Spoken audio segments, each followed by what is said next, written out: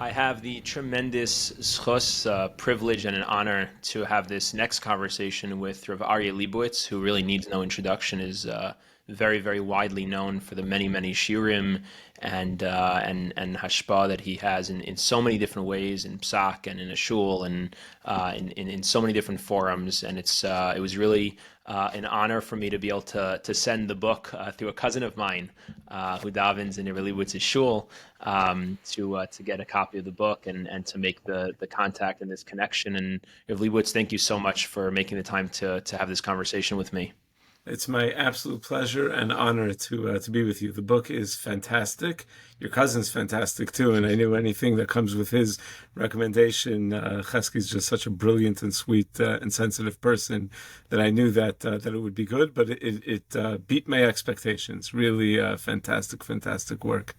Thank you. So we're discussing chapter 6 of the book, which is called The Right One. It's actually, I asked Rabbi Leibowitz to choose a chapter he'd be interested in discussing. I was so happy you chose this chapter because it's a chapter that I'm very passionate about. And I also specifically wanted someone from a rabbinic, somebody with more of a Rav status and stature to speak to it, because I think it's something that for a lot of people can feel very therapist-y. And so to hear a therapist say it kind of almost loses some of the potency of it. So let me just quickly summarize, which is, or maybe that's just my own self-consciousness, I don't know. But let me quickly summarize the chapter. So there's these very well-known researchers, Doctors John and Julie Gottman. This piece of research is actually specifically from Dr. Julie Gottman. I had the opportunity to actually discuss this with them after the book came out. It was really a really neat conversation. That what she found in her years and years of clinical work and research is that there are no predictive qualities to who is a good spouse for another person, who a person's relationship should be with by looking at character traits or qualities of personality. And that really the way to tell if somebody is right for you for a long-term, really deep relationship is to ask yourself the question of how do I feel about myself when I'm with this person? And that is the question that really has power. And what I suggest in this chapter is that we also can take that same framework and apply that to our relationship with Hashem. How do I know if I've found the real thing, the authentic Masorah and tradition of Yiddishkeit? How do I know if I've really come into contact with Hashem? Is if I ask myself the question, how do I feel about myself when I'm with Hashem? And if the answer to that question is that I feel more alive, if I feel that I'm in the best version of myself, the highest actualized version of myself, then I have found Yiddishkeit that's real and I have found Hashem that's real. And if I haven't, then I need to still be looking. And we always need to still be looking, but I especially need to still be looking. So Rabbi Leibowitz, I'm really curious why this chapter is the one that you chose and what your reflections are on it. Yeah, so first of all, not therapist-y at all. I think that it's everything you write is very strongly based in Mamari Chazal. It's strongly based in the teachings of various Gedolim and Tzaddikim throughout the ages. So that part of what I love about the book is that it's so accessible. Meaning, I don't feel like you need to have a background in mental health to appreciate the value of the teachings. Now, the reason this chapter jumped out at me, I'm not sure what context it was. You were on some podcast. I don't remember which one. Do you remember what? Probably the Inspiration for the Nation one. There was a clip right. of me talking about this specific Nakuda that got, I Yeah. guess, So more attention. when you said it, like I froze. I was like, meaning when you quoted the Gottman. I've heard a lot of things. I never really made it through any other books, but I heard a lot of things from John Gottman, and most of the things that I've heard are really spot on. But for some reason, I've never heard anyone quote this Nakuda before, and I felt so vindicated in a number of ways by this Nakuda. I teach young men who are of marriageable age, who are either dating or have just gotten married. And a lot of times they come for advice in terms of navigating relationships, and particularly in the dating stage. The amount that I find that people in the dating stage get into the weeds of specifics. But can I marry someone who wears this kind of clothing? Can I like and like the details are like things that the guys themselves don't even know the words. They don't even understand what they're talking about half the time. They wouldn't know a stocking from a like they don't know what they're but the detail oriented types of questions, and I just like always say, like, take a step back. Like, a person is a lot more than one factor. Like, how do you get along? How do you feel like when you when you're with that person? And it to me, that was like, that's it. Like, to have the data to back that up, that how you feel about yourself when you are with the person being the number one factor in terms of predicting success of a relationship, I thought was fantastic. And also because my own friends make fun of me sometimes when I've been interviewed on, also by Yaakov Langer, back when he was together with, on The Meaningful People, together with Nachi Gordon. And one of their questions that they used to ask is, if you could sit down and talk to anybody for an hour in human history, who would it be? And my response immediately was that, like, I'm a shy person. I'm an introvert. I don't really love, big rooms with lots of people and schmoozing. And I said, for sure, just like at home alone with my wife, just sitting and schmoozing. And my friends were like, "Oh, come on, you're just saying that." But like, I think the mushal is more powerful than the nimshal almost. You use the marriage as the mushal to the relationship with your Ribono Shel Olam, but the mushal is not understood by so many people. Like, a lot of people don't live the mushal, and it's Totally. really, really important to live the mushal. So that's why it resonated with me. That's why I chose this Yeah. this chapter. By the way, it's interesting that you mentioned that you've seen a number of the different or heard different pieces of the Gottman's research. Because when I met with them, I sent them a copy of the book, and Baruch Hashem, they actually really enjoyed it, and then we had a Zoom conversation, the three of us, for about an hour. This is about a couple months ago, and. I was asking them, did I get things right in terms of the way I quoted things from you, and one of the things they said to me was that this piece of research, specifically this nugget about the difference between looking at character traits versus how do I feel about myself when I'm with this person, again, is actually specifically Dr. Julie Gottman's contribution. Was one of the pieces of their research that has gotten the least attention, and it's one of the things that has been least kind of celebrated or spread.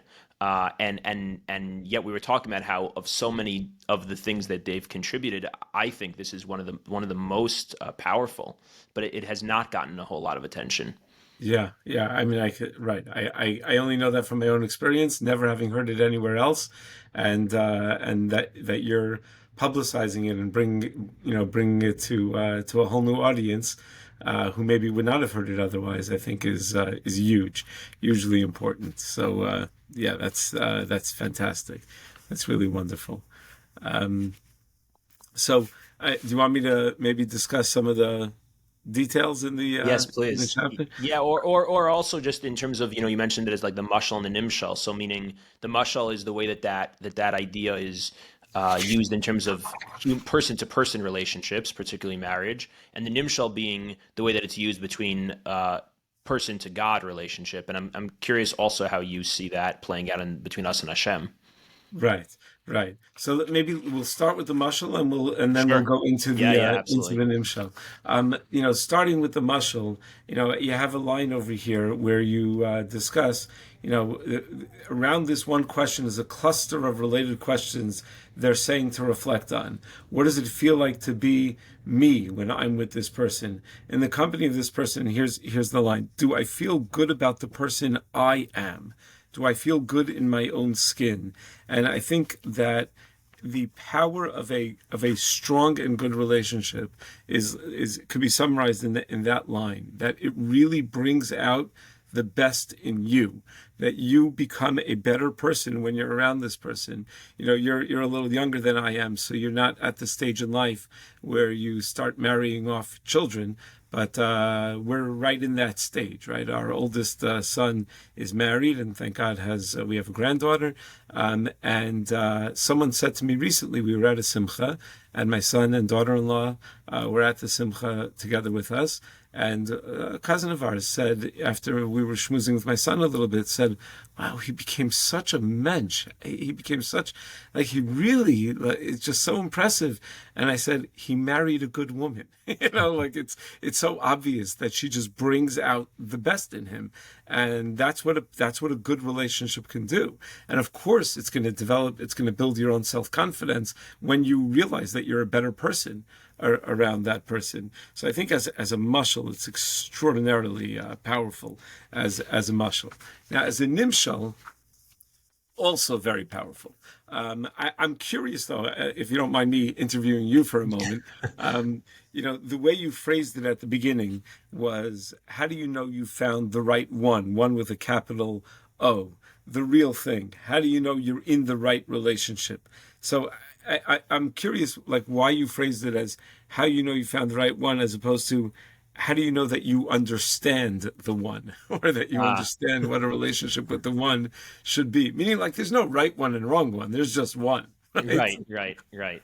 I guess that's true, right? I guess maybe I don't know if I thought about it in terms of that being. I don't know that I thought about that distinction in the sense that yes, there is only actually one, but how do you know you've come into contact with him Right. versus Or, come or into that the contact way with you've come some? into contact with him is the right method of contact, or the right, Hmm. that you're navigating the relationship appropriately. Meaning, Hmm. I would say, like, when someone is dating, they may have found the one, but if they're not speaking properly, like if they're not speaking with respect, or they're interacting with the person on a more juvenile level, so Hmm. then the relationship's not going to build, it's not going to develop the way it should develop. But if they're relating to the person as they ought to relate to the person, then the relationship has much more chances to develop. So it's not who the one is. The one is the Right. one, right? It's just Right. I about guess, I mean, maybe it would be like an interesting philosophical question. So, like, let's say, just to use a kind of cliche version of this, let's say somebody has a understanding of God as a very punishing, angry. Let's just right. oversimplify this example for a second. They have this understanding of God as this very punishing, very angry, very zealous kind of a God, and that's their perception of God. So I mean, this is more of a philosophical nature, I guess. I don't know how much it matters practically, but would you say that that person has come into contact with God, with the One, but just that their perception of it and their method of coming into contact is wrong? Or would you say that that's actually not coming into contact with God? That's just coming into contact with some imagined, idea of something, but it's not actually the thing itself. Right, that's a very interesting point. Yeah, the way I was looking at it was that once you recognize that there is a creator, and there is someone that controls the world, and that put the world into place, and that made you, and that, so then you've contacted the one. If you're looking at him with a jaundiced eye, and you're misunderstanding it, obviously none of us fully understand, but Sure. if you're not even using the right pathways through which human beings have the capacity to understand, so then your relationship's not going to develop the same way. But I think at the end of the day, as far as practicality is concerned, there's no Right. real difference between Right. what you're saying. I'll say it's just the first thing that jumped out at me when you said, like, Yeah, when no, it's it's an interesting. I never thought about it. It's an interesting question. yeah, the just back to the muscle for a second. um the idea that and it connects to the nimshal also, the idea that a positive relationship with another person is reflected in the sense that you become better around them, and that you feel better about yourself. I'm reminded of a vart I once heard from Rabbi Prero in Chicago. You know him? Sure. Yeah, Revelation So Shapiro. Yeah. Yeah. So, is that is that Rabbi Meir Simcha Stromer's Shever Brachos? Yeah, yeah, it's his So, father-in-law. Yeah. yeah. So he said at the Shever Brachos, a word from that he heard from, I think it was from Rav Aaron Soloveitchik, if I'm not mistaken.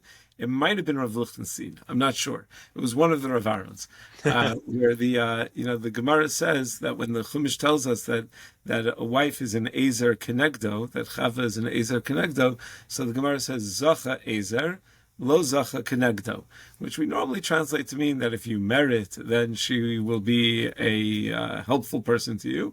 And if Lo Zach, if you don't merit, then you're going to be left with a miserable wife and she's always going to be fighting you at every turn. So he said, Zacha sometimes means not just merit, it sometimes means that you are correct, that you are right. So he says, Zacha Ezer, to the perfect woman, the perfect match for a person, the perfect mate for a person, is both of those things. That when you are Zacha, when you are correct and you're doing the right things, Ezer, she'll push you in that direction and she'll help do whatever she can to help you accomplish those things that you're meant to accomplish. And Lo Zacha, when you're wrong, and when you're putting your efforts in the wrong place and you're holding grudges and you do Kenegdo, she'll be the one to be Kenegdo to protect you from the worst parts of yourself, and to use our relationship with the Ribono Shalom in that same way. That to realize that Hakadosh Baruch Hu, Habal Taher Mesayelo, person wants to be Mitayr, person wants to do good things. Hakadosh Baruch Hu should push him. Now, the idea of a punishing God, we certainly do believe in Schar Va'onesh. Hashem does punish. He punishes us when we are connected, when we make the wrong decisions in our lives. But that's not what he's hoping to do.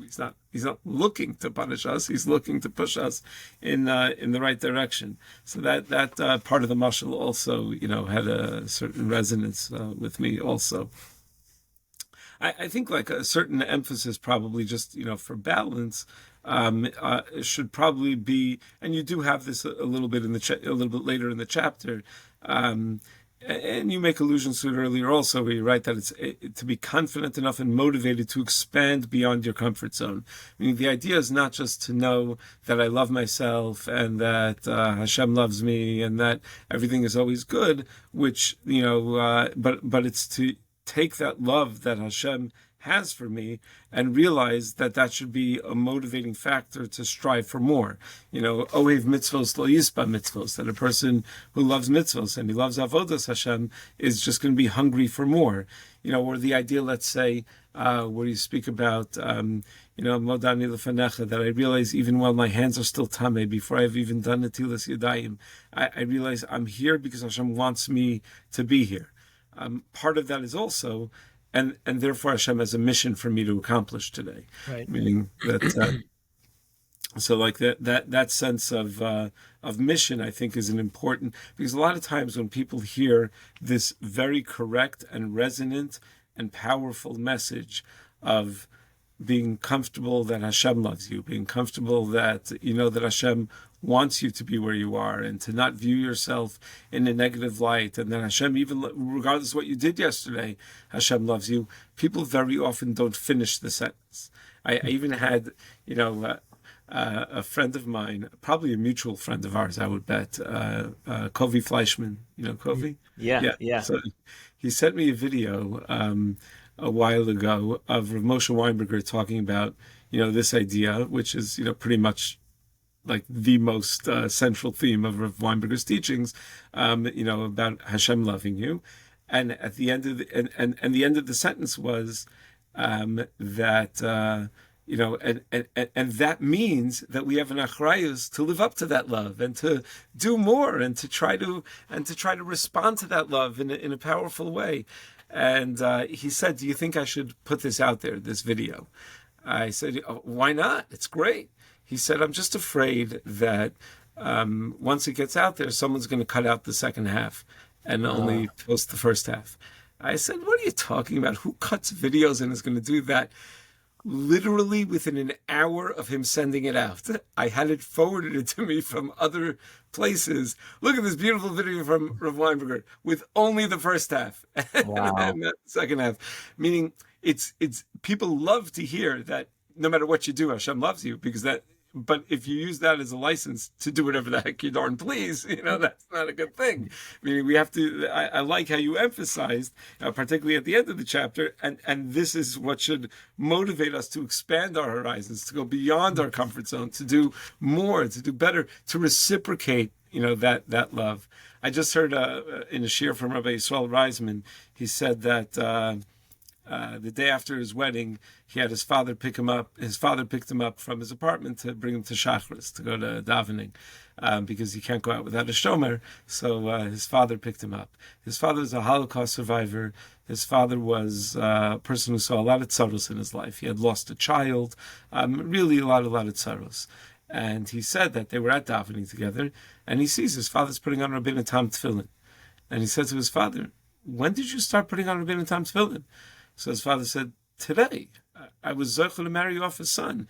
HaKadosh Baruch Hu gave me such a matana. I'm not going to do something in return. I Wow. have, meaning that love Hashem just showed me demands that I do something concrete going forward to reciprocate that love." I think that's a major element of the Yeah. of the picture over here. And, yeah, I'm so happy that you're emphasizing that because I think for whatever reasons, that's really a like a culturally wide, societally wide mistake that, at least it seems to me, that there's this sense that if I focus on self-acceptance, if I focus on Hashem loving me, whether we talk about it from a spiritual perspective, a religious perspective, or a psychological perspective, that any of these kinds of forms of that kind of positive messaging, then that leads to complacency. And that if I focus on a more critical message, then that leads to motivation. And it really, I think that the research, at least psychologically, really does not indicate that at all. It actually indicates, in many ways, the opposite. It's actually a little bit complex, but because the criticism can certainly lead to motivation, but it usually leads to motivation at the cost of a lot of other important things in life. So the people who are motivated by overly critical messages can sometimes achieve a lot, but in a very, very narrow sense when the rest of their life will actually be falling apart.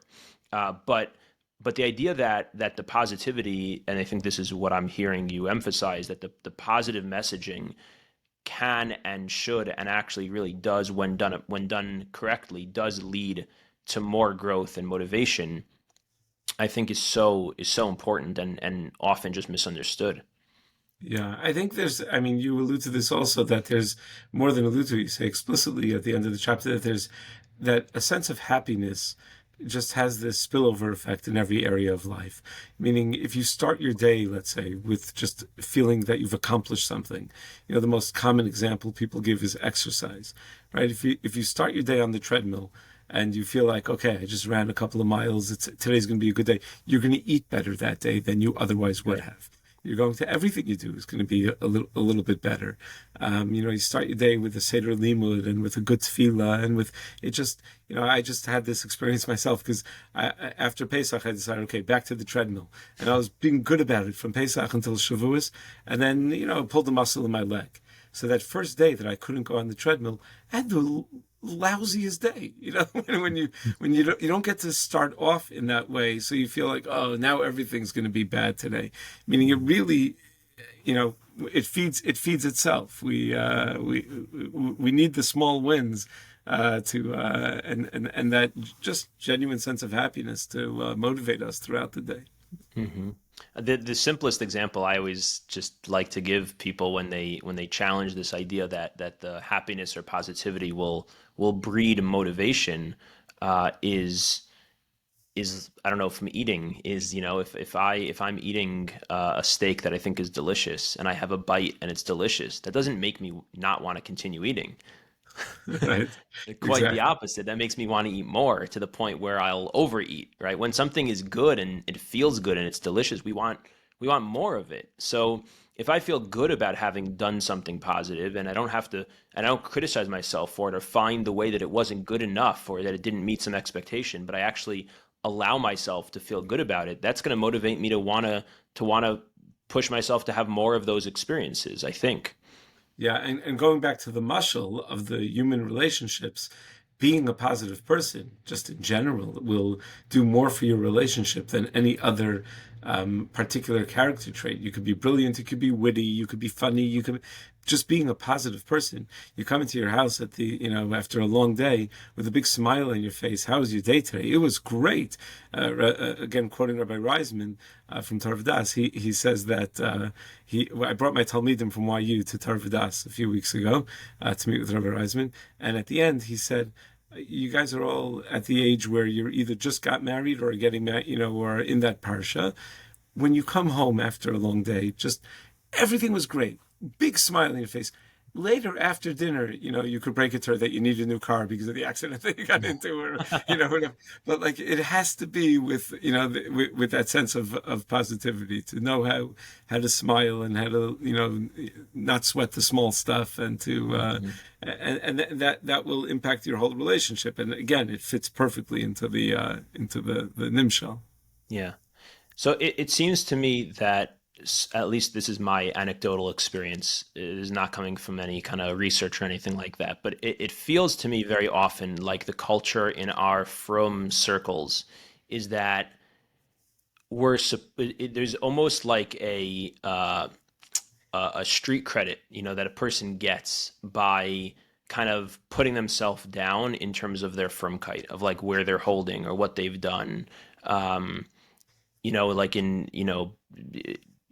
Elamei Yeshivos, so like when somebody's still, primarily in learning, or they're a balabas trying to learn, and it's, to talk positively. I mean, I'm not advocating for talking overly positively in a way that would be kind of like arrogant or egotistical, but there's kind of like a culture of just, at least it feels to me, there's like a culture of formulating my own religious life with a very kind of self-critical tone to it.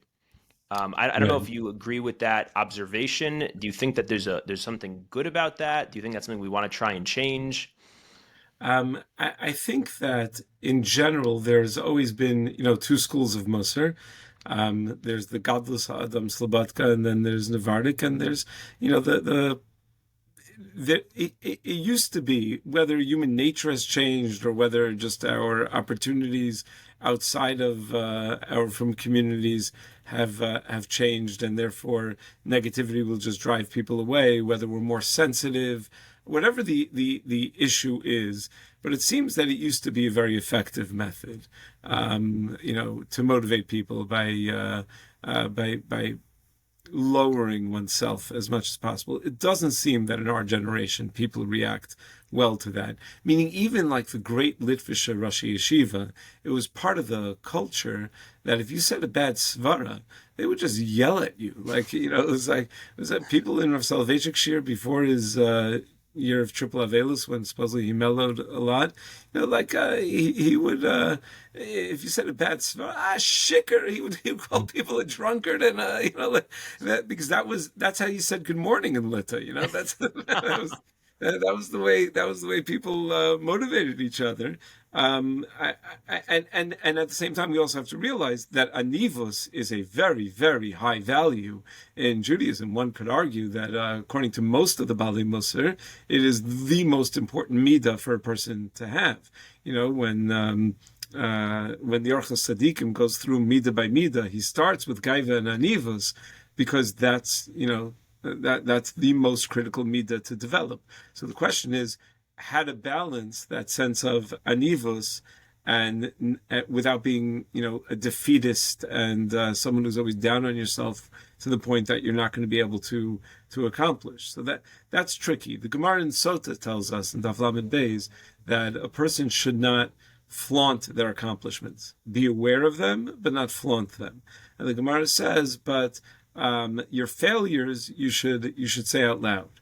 And then the Gemara says, really? You should go around telling everyone about your averos and your failures? And the Gemara says, no, your tsaros, your challenges, your difficulties, so that people could daven for you, but not your failures. Meaning, Tame Yikra, the Mitzorah lets everybody know so that they could daven for him, and that they could, they could participate in being part of the solution for that person's problems.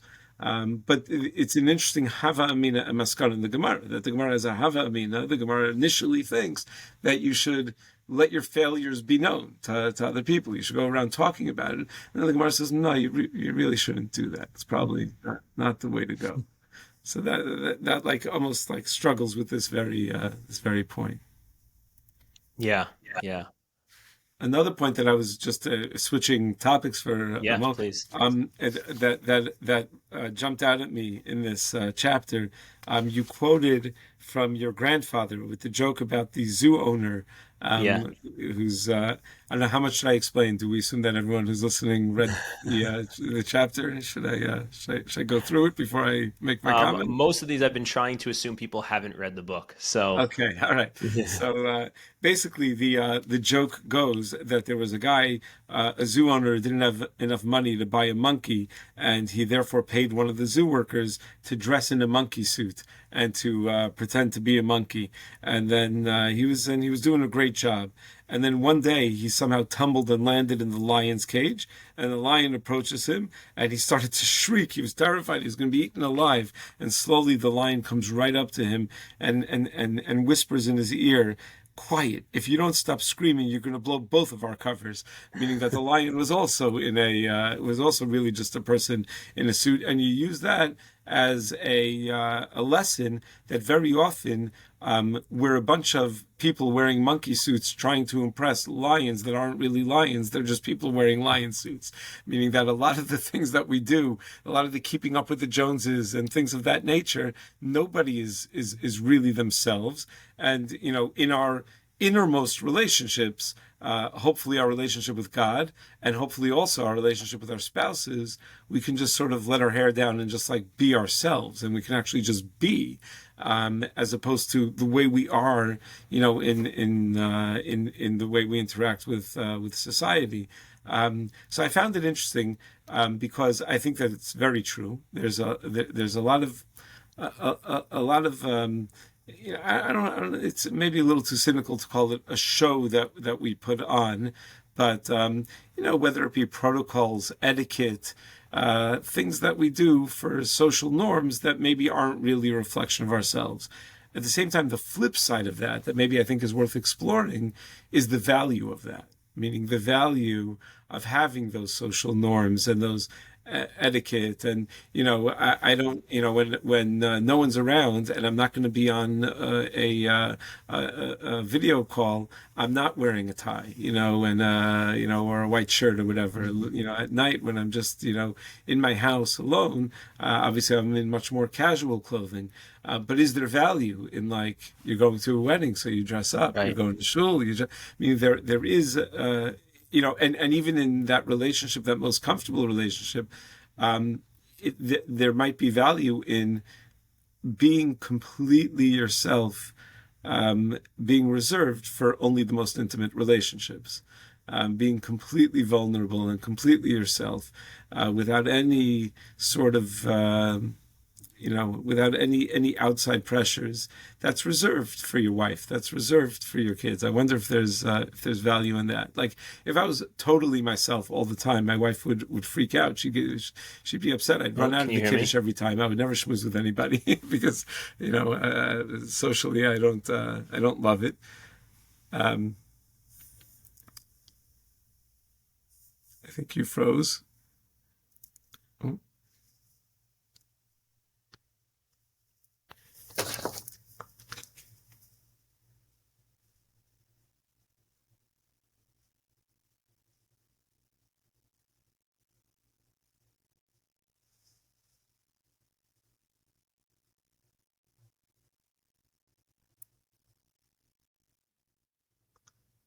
Are we back? yeah. Okay.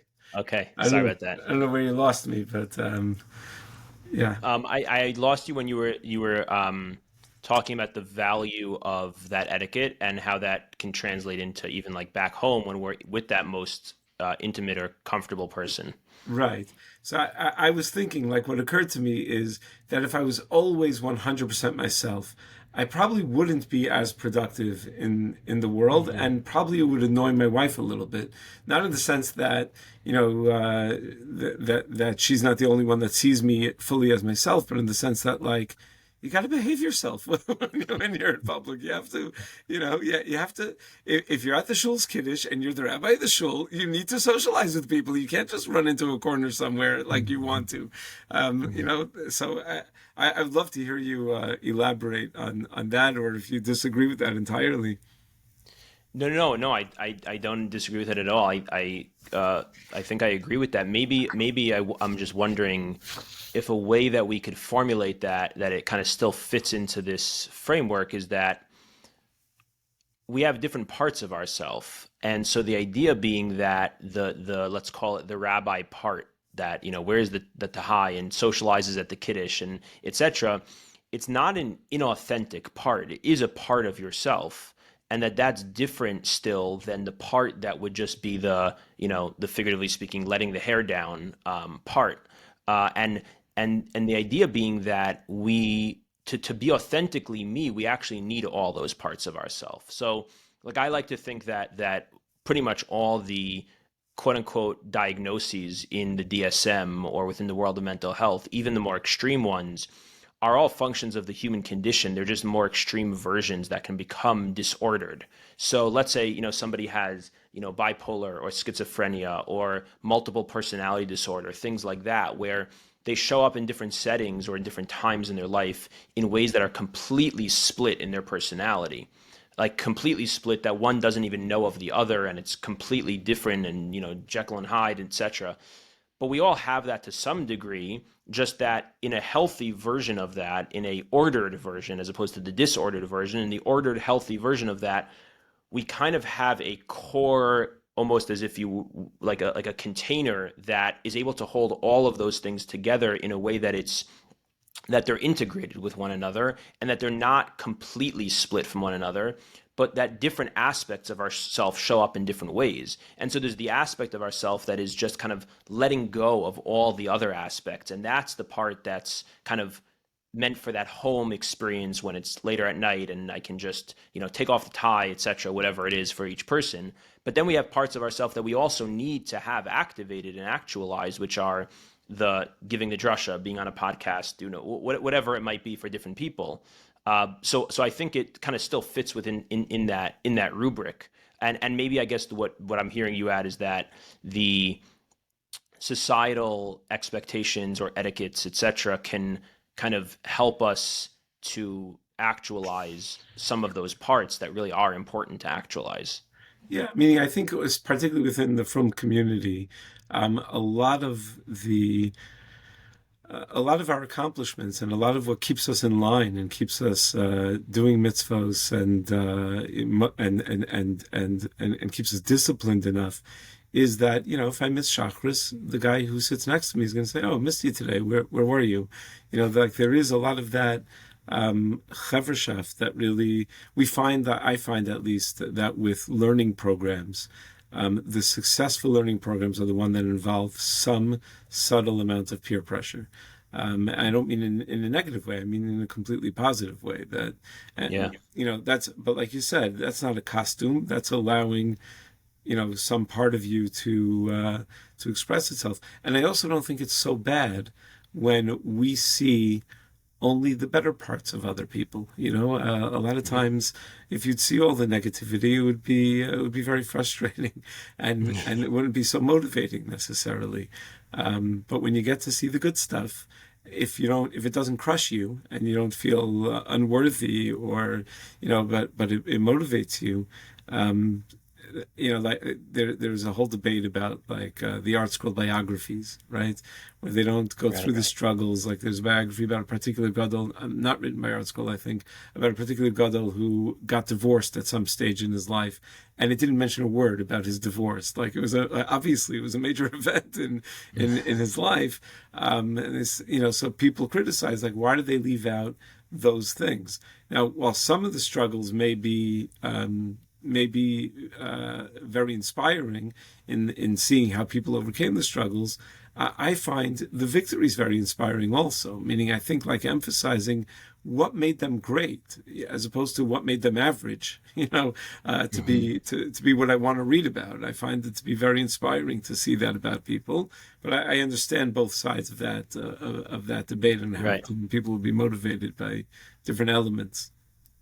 Right. Or I guess the middle ground would be that the victory is inspiring when we see the victory in the context of actually being a matter of struggle, as opposed to, I guess, what can sometimes feel like it's a victory that it was just an alley-oop for them. It doesn't look like much of a victory when. Right. So I think all would agree that, a rags to riches kind of story, like in the Rav Gifter biography, it says that when he applied to MTA as a ninth grader, they put him in the lowest shear and he overheard someone in the office say, why are you putting him in the lowest shear? And they said, because we don't have anything lower, meaning, and and then he became Rav Gifter, so that, I think all agree is inspiring, and that all agree is something that clearly overcoming a weaker kind of background, um, where I'm very happy to not read about things that were not overcome, things that were Right. just, Right. struggles where that were just weaknesses. People sometimes have Hmm. weaknesses, Yeah. and I'd rather not read about the weaknesses. And there's a beautiful part I heard from Rabbi Isaac Bernstein, Zichrono Livracha, once. I don't remember who he quoted, but the pasuk says, "Lo sasa l'chal pesel l'chal tamuna, asher b'shamayim yimal v'asher ba'aretz mitachas," which literally means don't make yourself into don't make for yourself rather a graven image, whether it be an image of the sun, the moon, the stars, asher b'shamayim yimal, or whether it be something down here on earth. You shouldn't have idols. But he had al derech drush, lo sasa l'chal, don't make yourself into a pesel v'kol tamuna, into an image of somebody else. Don't try to be someone else. How then should you utilize other people in self-motivating and becoming the best you? Asher b'shamayim, when it comes to heavenly matters, when it comes to matters of ruchnius, look mima'al. Look at those who have achieved more, those who have done more with less, and use that as a motivator. Vasher ba'aretz, and when it comes to earthly matters, when it comes to gashmios, when it comes to creature comforts and things of that nature, mitachas. Look at those who make do with less and are still managed to Wow. find their happiness. Wow. Yeah, I guess it really is kind of a sometimes a difficult, a subtle or nuanced balance. Because I could say, like for myself, I am a member of a shul here in Chicago where I feel that many of the guys, the chevra that I'm a part of, are people who uh, are really kovei itim and learn and at a level and in a quantity and a seriousness that's a level sometimes above me, or that the dikduk and halacha or the hakpada of being on time to minyan, etc., are things that at times I can feel self-conscious of, and in a way that I think is actually really good for me and really helpful. But if it's in a way of that it's not a matter of being inspired by it or a way of holding myself to where I think I should be, but it's more of trying to uh, be kind of more self-critical in the sense of, why am I not like them? Well, I guess because even that question, it really depends on how you ask it. Like, it's a very subtle thing, right? Because like, why am I not like them can be a very helpful question, but then why am I not like them can be a really devastating question, like a really Right. damaging question. It's very subtle in how a person experiences it. Yeah. Yeah, I mean, what this chapter emphasizes is to be you, and and that's why I love it. I think Yeah. it's such a critical message, and you touch upon it, which you mentioned before about how people sometimes do use negative motivation, but usually, even when that leads to accomplishment, it's in a very narrow area. And I know people like this. I know people who are extraordinary professionally, and it's purely through negative motivation, Yeah. and they struggle a lot with a lot of other things, a lot of other areas Yeah. of life. I think David Lichtenstein once said that thank God now people seek coaching and therapy, and to help them through these things. He said that it used to be that if someone would say, I see a therapist, they would say, "Oh, what's wrong with you?" He said where he comes from now, he's the CEO of a large company. If someone says, "I don't have a therapist," they would say, "Well, what's wrong with you?" Meaning, Right. dealing with those kinds of pressures and those kinds of stresses, it could lead to a very unhealthy kind of Yeah. balance if you don't have something to balance you out. Yeah. I do have one or two more questions, but to make sure that I have a chance, is there anything else that you had in mind that you wanted to highlight or share? I really loved the quote from Rav Kook. I just want to read it because I think it's fantastic. Toward the end of the chapter, the more a person loves himself, the more the goodness within him will spread to everything, on all his surroundings, on the whole world, on all existence. The more one elevates his own worth internally and externally, so too the light and goodness will be elevated and strengthened in the world. Just that expansive nature of feeling good, I think, is so critical. And ashrecha for highlighting that.